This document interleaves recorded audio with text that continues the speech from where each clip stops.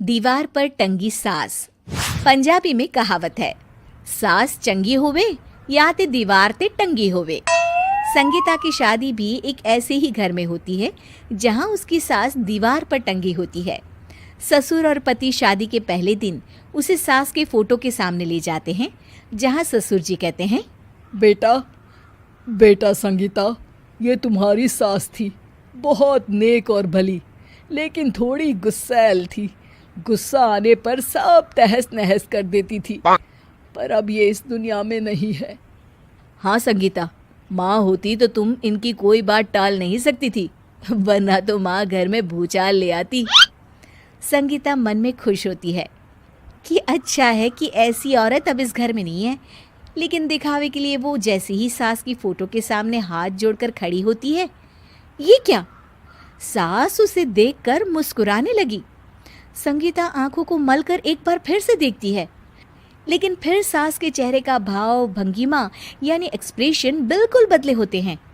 वो अपने पति और ससुर को कहती है, माँ की तस्वीर तो स्माइल कर रही है। ना ना बेटी, ये कैसे संभव है? जरूर तुम्हें कोई गलती हुई होगी, ऐसा कैसे हो सकता है? लगता है तुम शादी की सारी फॉर्मेलिटी करते करते थक गई हो, तुम्हें आराम की जरूरत है संगीता।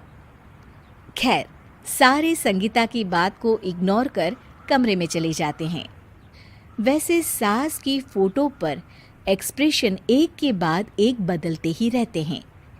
सुबह होती है, पति और ससुर को काम पर भेजकर संगीता कमरे की सफाई करने में लग जाती है कि तभी उसे आवाज आती है, टेबल ठीक से साफ करो। ऐसे भी कोई टेबल साफ करता है? इससे अच्छा तो ये गंदा ही था। किसी औरत की आवाज सुन संगीता दंग रह जाती है और सोचने लगती है कि आवाज कहाँ से आई। आवाज को नजरअंदाज कर वो फिर से अपना काम करना शुरू करती है, लेकिन इस बार तो आवाज बिल्कुल उसके कान के पास से आती है।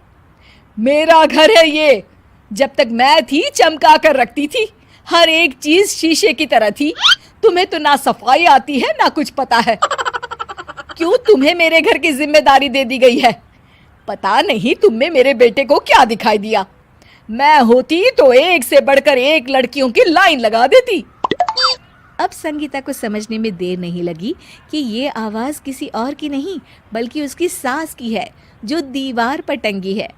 वो उसके पास जाती है और कहती है, नमस्ते सासू माँ, मुझे तो कल ही लग रहा था कि दीवार में कुछ काला है। वो दीवार नहीं, दाल होती है पगली। सही पकड़े हैं सासू माँ। तो क्या हो गया आपको जो आप यहाँ भी चैन से नहीं बैठी हैं?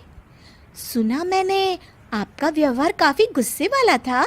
चुप रह तू, ज्यादा बकर बकर ना कर। घर का काम करना तो आता नहीं, आई है मुझसे बहस करने। हाँ देखिए सासू माँ, मैं आपसे साफ साफ कह देती हूँ, मुझसे पंगा लेने की कोशिश मत करिएगा। तभी पीछे से संगीता का पति आता है। अरे संगीता, किससे बात कर रही हो? कौन है वहाँ? संगीता की सास की फोटो फिर से पहले जैसी हो जाती है। आपकी माँ से कह रही थी कि मुझे काम करना आता। अरे संगीता, माना सास के ताने हर बहू को अच्छे लगते हैं, लेकिन यहाँ तो माँ है ही नहीं। तुम तो फोटो से ही तुम भी लाजवाब हो संगीता। किसी को विश्वास नहीं होता कि संगीता अपनी मरी हुई सास की फोटो से बात करती है। वहीं आए दिन संगीता की सास संगीता को किसी न किसी बात पर आते जाते ताने देती। संगीता को भी अब सास के तानों और उनसे बात करने की आदत हो गई। वो कभी खानदान की कहानी तो कभी तीज त्योहार कैसे मनाए या किसी व्यंजन की रेसिपी सास से ही पूछती। सारा दिन घर में अकेली संगीता की सास अब उसके लिए तानों के साथ पक्की साथी की तरह भी रहने लगी थी, जो किसी और को नहीं बल्कि संगीता को ही सुनाई देती। तो देखा आपने, सास बहू का रिश्ता हर रिश्ते से ऊपर होता है, फिर चाहे वो खट्टा हो या मीठा।